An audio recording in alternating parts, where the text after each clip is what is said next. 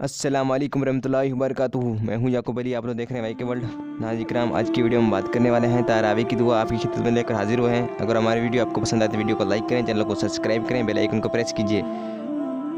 तो आइए दोस्तों, तो शुरू करते हैं आज का वीडियो।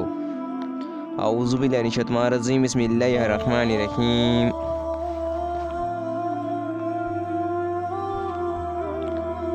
तरावी की दुआ हिंदी भाषा में लेकर आए हैं आपकी खिदमत में।